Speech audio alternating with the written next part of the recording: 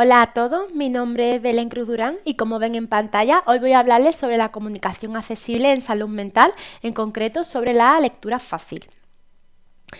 Pero, ¿qué es la lectura fácil en realidad? Según las autoras Matamala y Arias Badías, como ven en pantalla, la lectura fácil es un método que recoge un conjunto de pautas y recomendaciones relativas a la redacción de textos, al diseño y maquetación de documentos y a la validación de la comprensibilidad de los mismos, destinado a hacer accesible la información a las personas con dificultad de comprensión lectora, entre otros. Aquí ven una infografía muy esquemática y muy breve sobre diferentes elementos que giran en torno a la lectura fácil. Bueno, sobre todo destacar, ¿no?, el papel clave de la validación de este tipo de textos, ya que deben tener un sello concreto, ya lo verán más adelante, que indique que estos materiales han pasado por un proceso de validación, principalmente con la participación de usuarios finales, ¿no?, y beneficiarios de esos documentos. Y en los textos de lectura fácil, si no han visto ninguno, básicamente se rigen en torno a unas pautas que ya veremos también más adelante quién la dicta, ¿no?, especialmente en España, y se enfocan en pilares tales como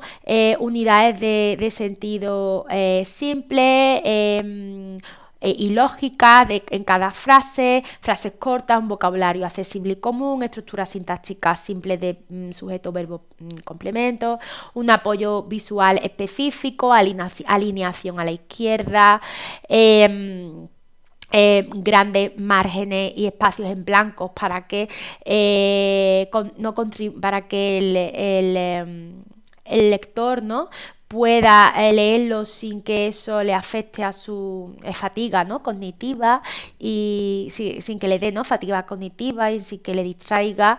También se le añaden glosas explicativas de los términos específicos más complejos, incluso un glosario al principio o al final del documento que complemente, ¿no?, toda esa información y demás. Dentro de los estándares de calidad internacionales, destacan dos entidades, ¿no? Destacan por un lado la International Federation of Library Associations and Institutions, la IFLA, Inclusion Europe, como ven en pantalla. Y estas dos entidades, ¿no?, básicamente se enmarcan dentro de movimientos internacionales orientados a garantizar la accesibilidad universal y el derecho a la información, que está estrechamente ligado a los principios recogidos en la Organización de Naciones Unidas, especialmente en la Convención sobre los Derechos de las Personas con Discapacidad, que se celebró en 2006 y donde se estableció que todos los estados debían asegurar el acceso a la información en formatos accesibles. Entidades, ¿no?, como Inclusion Europe tienen materiales disponibles de forma gratuita para todos los usuarios en internet. Ejemplo de ello es, por ejemplo, Información para Todos, que es una guía sobre las reglas europeas para hacer la información fácil de leer y comprensible, y como ven aquí tiene este sello, que es el sello de validación de lectura fácil. Si ven algún documento con este sello, quiere decir que ha pasado un proceso de validación siguiendo unos requisitos mínimos y una norma que se regulan principalmente por la norma UNE 153101-2018, experimental, esta ex significa experimental, que ha sido el primer estándar técnico oficial para la creación y validación de documentos en lectura fácil. Y que es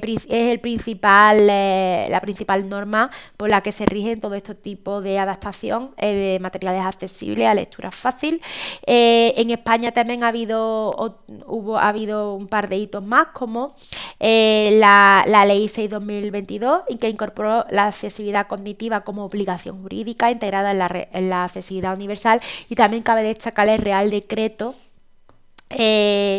que está en pantalla, que regula las condiciones de no discriminación en el acceso de bienes y servicios en España. Esta presentación, como he comentado anteriormente, estaba relacionada sobre todo con los servicios de salud, ¿no? Sobre cómo afecta la accesibilidad en los entornos de salud. Si bien para acceder, ¿no?, a estos servicios sanitarios hacen falta unas habilidades cognitivas y sociales que determinen la capacidad de las personas para acceder, comprender y utilizar esa información sanitaria de la que se dispone. Si nos basamos en el modelo de NatBeam que ven en pantalla muy resumido, verán que se divide en tres, ¿no?, como en tres fases: la funcional, la interactiva y la crítica. La funcional, bueno, es la mera transmisión de información básica sobre riesgos y servicios. La interactiva ya va un paso más y es el desarrollo de esas habilidades personales para actuar de forma independiente, ¿no? Y ya está la última, que es la crítica. Con toda esa información, pues el usuario final tiene el poder, ¿no?, para actuar, está empoderado para actuar y determinar sobre su propia salud. Existen evidencias muy claras entre la lectura fácil y en general la accesibilidad de esos materiales y en los entornos de salud mental. Es decir, hay beneficios identificados: mejora la adherencia terapéutica y reduce errores de medicación, eso está claro, ya que si el paciente entiende por qué, cómo y cuándo debe tomarse una medicación, pues tendrá mayor adherencia que otro paciente que no lo comprenda. Fomenta la relación paciente-profesional de una forma activa, más activa. El paciente ya no es un mero un usuario pasivo, sino que es activo, realiza preguntas y se involucra en su procedimiento, ¿no?, en su tratamiento, por lo que reduce ese estigma público y esa autoestima, ¿no?, de desconocimiento por parte de muchos de los usuarios del sistema público sanitario. Además, tiene un gran impacto en la autonomía, ya que estos textos suelen ser más visuales y ayudan más a recordar, ¿no?, todas estas conversaciones también clínicas que pues se pueden dar en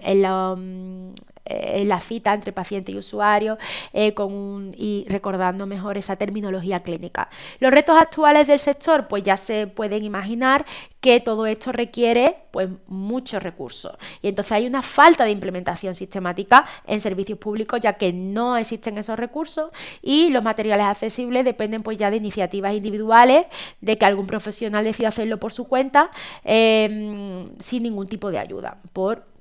que crea que es conveniente a la hora de beneficiar a sus pacientes. Corre un riesgo de que se simplifique demasiado la información, ya que si las personas que lo elaboran estos materiales no son profesionales y no tienen esos materiales no cumplen un proceso de validación concreto, pues eso pueden ser materiales que, más que ayudar, ¿no?, interrumpan o deterioren ese procedimiento sanitario que se está llevando a cabo, por lo que se necesita más rigor científico y procesos de validación más apropiados para ello. Por eso cabe destacar el proyecto TRIMENS, que se ha elaborado en el seno de la Universidad de Málaga y del cual yo soy partícipe a día de hoy, que está enfocado a mejorar la accesibilidad lingüística y cognitiva de la comunicación sobre trastornos mentales. Entre sus contribuciones, pues destaca la creación de corpus multilingüe especializados y la elaboración de materiales adaptados a lectura fácil, ¿no?, con el fin de facilitar pues todo lo que hemos dicho, la comprensión a personas con dificultades cognitivas, sus redes de apoyo, e incluso también con el fin de facilitar la información a hablantes no nativos que están aprendiendo el idioma. Como conclusión, pues básicamente que la accesibilidad cognitiva es hoy un componente esencial de los derechos humanos, que la lectura fácil es un instrumento clave para la autonomía sanitaria y que se requiere un mayor compromiso institucional y por parte de toda la sociedad, ¿no?, para transformar esta cultura comunicativa de los centros de salud. Y bueno, esperemos que todos vayamos poco a poco hacia entornos más, caminando hacia entornos sanitarios más inclusivos y respetuosos para todos. Y nada, muchísimas gracias por su atención. Aquí les dejo mi email por si necesitan hacerme alguna pregunta, sugerencia o comentario. Y aquí también les dejo las principales referencias bibliográficas que he utilizado para esta presentación. Muchísimas gracias por su atención. Que tengan un muy buen día.